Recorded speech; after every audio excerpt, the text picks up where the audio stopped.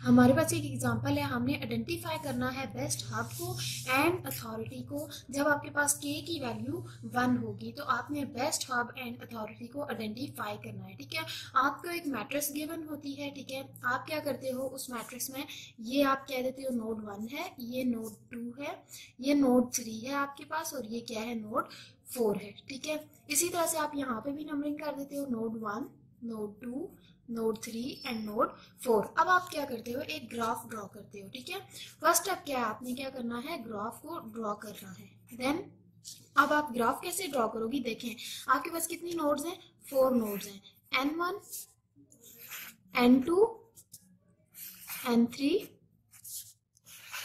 n4।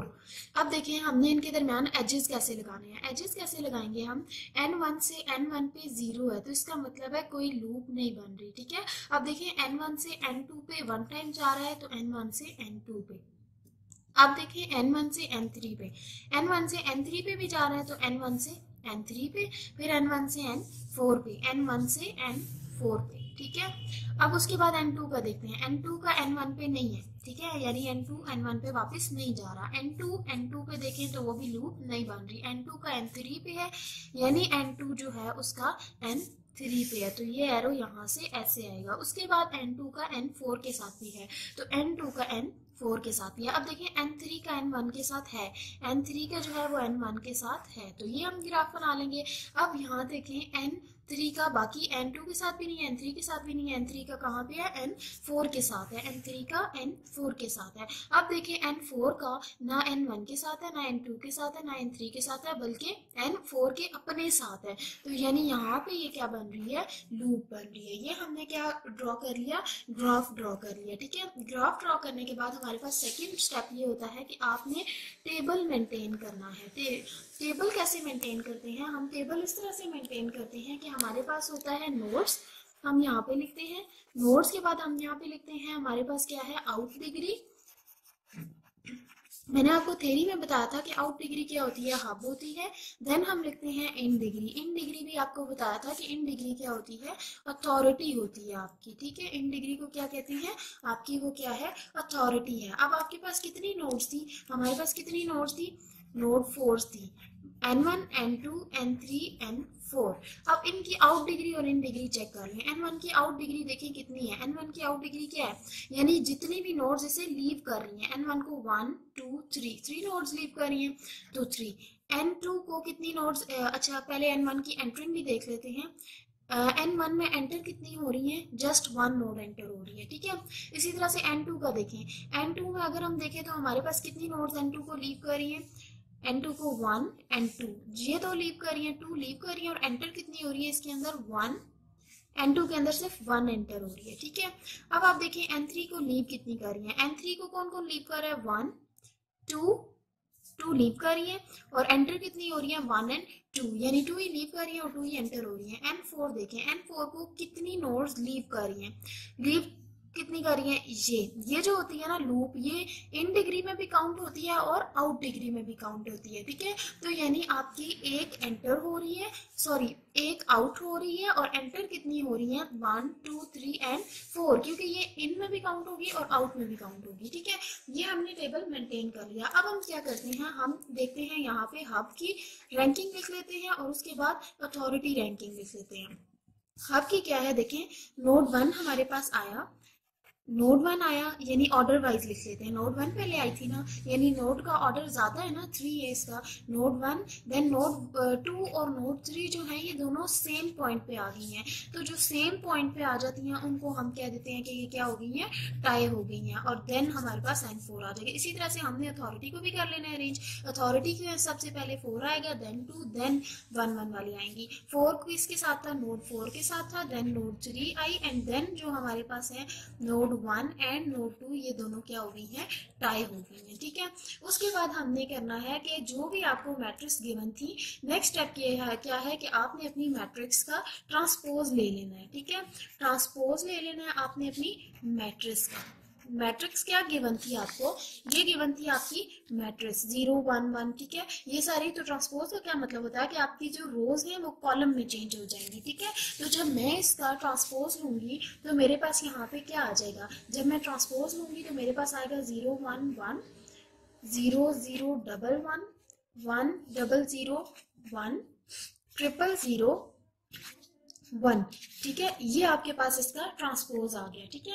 अब हमारे पास होता है कि हमने नेक्स्ट स्टेप में क्या करना होता है, हमने कैलकुलेट करना होता है, u कैलकुलेट करना होता है और v भी कैलकुलेट करना होता है, ठीक है। जब हमने u कैलकुलेट करना है तो उसके लिए क्या फॉर्मूला होता है हमारा, u कैलकुलेट करने के लिए हमारे पास 4 स्टेप है कि आपने u एंड v को कैलकुलेट करना है, ठीक है। तो u का फॉर्मूला आपके पास होता है, u इक्वल होता है आपके पास A ट्रांसपोज मल्टीप्लाई V पहले निकालेंगे, V इक्वल होता है A transpose multiply U।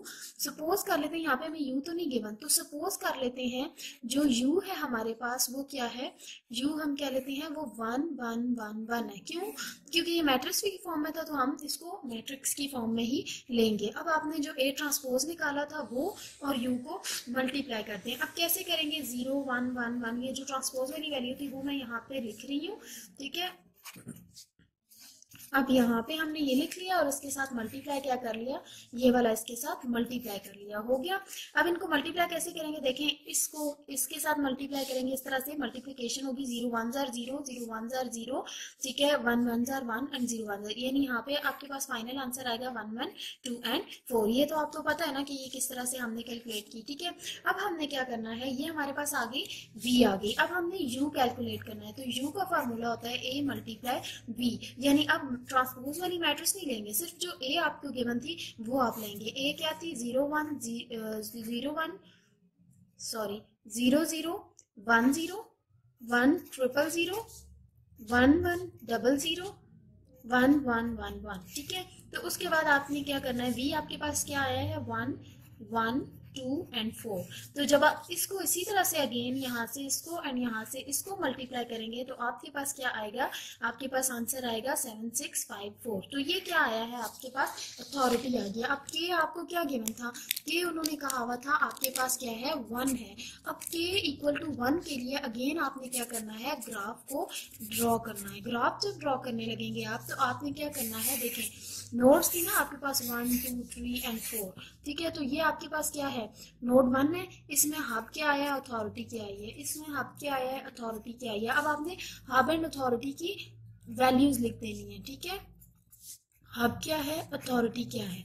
Hub क्या आई थी हमारे पास 7, अथॉरिटी 1, हब यहाँ पे 6, authority 1, 5 authority 2, then hub 4 and authority 4। Graph तो पीछे बना हुआ है ना, सिर्फ इसके अंदर यानी जो ग्राफ बना हुआ है ना इसके अंदर आपने वैल्यूज को अपडेट कर देना है, ठीक है। तो आपके पास क्या है, जिस वहां से ही आप ग्राफ से ही देख के लगाएंगे, कोई न्यू वो नहीं है, ठीक है। पहले ग्राफ बनाना मैंने आपको बता दिया, सिर्फ आपने वैल्यूज को अपडेट यहाँ से कर लेना है, ठीक है। अब हम यहाँ पे क्या करेंगे, देखिए ये हमारा ग्राफ बन गया। देन हमने क्या करना है, अब हमने अगेन इसका टेबल मेंटेन करना है रैंकिंग चेक करने के लिए। जब हम अगेन टेबल मेंटेन करेंगे इसकी रैंकिंग को चेक करने के लिए, तो हम हमारे पास क्या होता है, इसकी रैंकिंग को चेक करने के लिए अगेन टेबल मेंटेन करेंगे। तो वही बात है, दोबारा से हमारे पास टेबल्स में क्या आएंगी, नोड्स आएंगी, ठीक है। नोड्स हैं कौन कौन सी है, n1 है, n2 है, n3 है और n4 है, ठीक है। आउट डिग्री और इन डिग्री में लिख रही हूँ, ठीक है। अब मेरे पास आउट डिग्री क्या है, आउट डिग्री यानी मेरे पास जो हब आया था वो क्या आया था, हब क्या आया था, हब की जो वैल्यू आपने u की निकाली है वो आप यहाँ पे लिख देंगे, ठीक है। और जो आपने v की वैल्यू निकाली है वो आप यहाँ पे लिख देंगे, ठीक है। v की वैल्यू क्या थी, 1 1 2 4, ये देखें हमने यहाँ पे जब कैलकुलेट की थी तो 1 1 2 4 हमारी वैल्यू थी, ठीक है। अब हमने क्या किया, इस वैल्यू को यहाँ पे अपडेट कर दिया। अब ऑर्डर चेक करें, अब हब और अथॉरिटी का ऑर्डर देखें। देखिए सबसे पहले मेरे पास आएगी 7, that is node 1, node 2, node 3 और नोड 4। अब देखें अब कोई टाई नहीं आ रहा, पहले टाई आ रहा था ना, अब कोई टाई नहीं आ रहा, ठीक है। अब इसको अगर देखें तो मेरे पास पहले नोड 4 आएगी, नोड 3 आएगी, then node 1 and node 2 and node 1, और ये क्या हो जाएंगी, अगेन टाई हो जाएंगी, ठीक है। अब नेक्स्ट में हमारे पास क्या होगा, हमने अगेन इनके लिए अथॉरिटी और हब कैलकुलेट करना है, that is u and v calculate करना है, ठीक है। है। तो u हम कैसे कैलकुलेट करते हैं, अब जो u कैलकुलेट होगा ना वो आपने पहले v कैलकुलेट कर लें, ठीक है, क्योंकि पहले हमने v कैलकुलेट करना होता है, ठीक है। अब देखें जो v की वैल्यूज आई हैं, v की वैल्यूज क्या आई थी, हमारे पास आया था 1 1 2 4। आप इन सब का स्क्वायर प्लस सम कर लें, यानी 1 का स्क्वायर प्लस 1 का स्क्वायर प्लस 2 का स्क्वायर प्लस 4, यानी इन सब का स्क्वायर करके इनका क्या ले लेना है, सम ले लेना है, ठीक है। इससे हमारे पास जो भी आंसर आएगा उसको हम क्या करेंगे, हमने उसको यानी नोट 1 की वैल्यू डिवाइडेड बाय √2, नोट 2 की वैल्यू डिवाइडेड बाय √2, नोट 3 की वैल्यू डिवाइडेड बाय √2 और नोट 4 की वैल्यू डिवाइडेड बाय √22, ठीक है। यानी हमने क्या करना है कि जो भी आंसर आएगा उसका अंडर रूट ले लेना है आपने, ठीक है। अंडर रूट लेने के बाद आप उसको फर्दर सॉल्व करेंगे। अब इसको जो भी आपकी पॉइंट्स में वैल्यू आएंगी वो देख लें, 0.213 आएगी, 0.213 एंड 0.426 एंड 0.853, ये हमारे पास आ गई। अब देख लें, अब यहाँ पे ये दोनों में क्या आ रहा है, टाई आ रहा है, और इसी तरह से इसको ऑर्डर वाइज अरेंज कर लेंगे। जब हम u कैलकुलेट करेंगे तो u भी सेम ऐसे ही कैलकुलेट करना है, यानी 7 का स्क्वायर प्लस 6 का स्क्वायर प्लस 5 का स्क्वायर प्लस 4 का स्क्वायर एंड देन इनका आ जाएगा 126, और इनको इंडिविजुअल नोट पे हम क्या कर देंगे, इंडिविजुअल नोट क्या थी इसकी, यानी 7 बाय हमारे पास आंसर 126 आया ना, 7 by √126, 6 by √126, 5 by √126 and 4 by √126, ठीक है। तो अब हमारे पास ये प्रोसेस यहाँ पे स्टॉप हो जाएगा, यानी हमारे पास k की वैल्यू 1 दी हुई थी, तो 1 के लिए हमने ये सारा प्रोसेस कर लिया है और अब हमने यहाँ पे इसको स्टॉप कर दिया। तो ये था हमारे पास हिट्स एल्गोरिदम जो कि हम वेब माइनिंग के अंदर यूज करते हैं।